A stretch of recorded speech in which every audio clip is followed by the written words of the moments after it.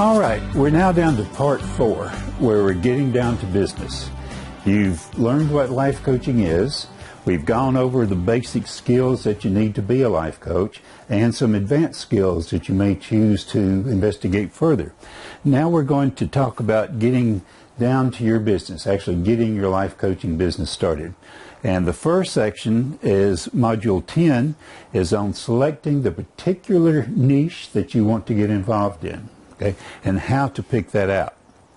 So there are a wide variety of possible areas that you can get involved in. It's called life coaching because it involves your whole life. It can involve any aspect of a person's life. There are a lot of opportunities in vocational area. You know, working with high schoolers, helping them to decide on a career path.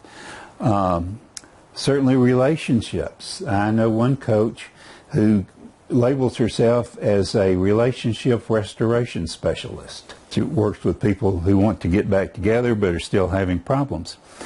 Self-esteem and confidence. Again, an area that a lot of people need help in. Parenting. A good parenting coach can really come in helpful. Certainly the financial area. Now, as a non-directive coach, the financial area may or may not be, a good choice, but usually in the financial area, it's more for a directive coach. It's actually going to advise somebody on investments and budgeting and things like that. A lot of people these days are going into health coaching, also wellness coaching, nutrition coaching, weight loss coaching, fitness coaching. The whole area of health is good. Okay, and how you decide the area. Again, business coaching, there's a lot of people who need help in getting their businesses started or making their businesses more productive.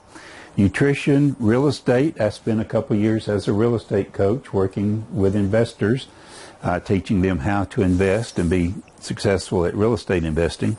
Recreational coach, divorce recovery, for people who've recently divorced and for children who are affected by divorce. Grief coaching, and almost any other area that you can think of.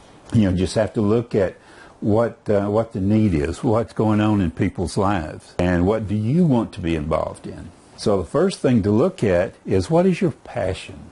And we all have things that we really enjoy, things perhaps that we even do as a hobby, or we love to do when we have time to do it. So being a coach should be consistent with whatever your passion in life is. Your passion may be cooking. You thought about being a cooking coach? What's your experience?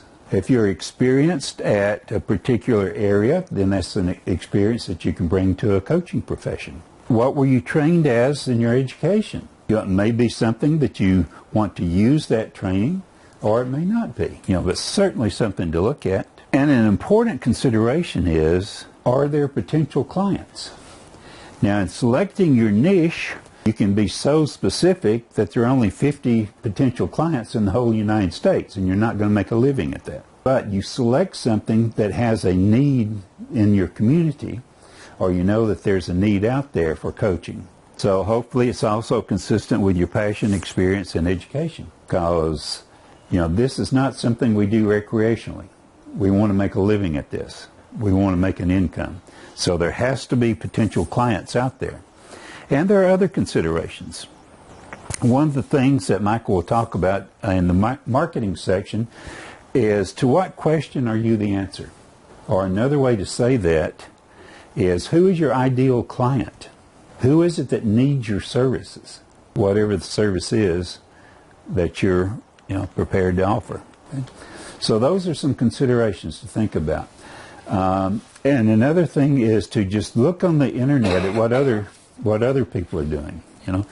If you think you're interested in a general area, then do some searching on that and see what maybe kind of particular or more specific areas people are involved in. If somebody's out there with a website and they look successful, then they must have clients from somewhere. Okay. So look at those things.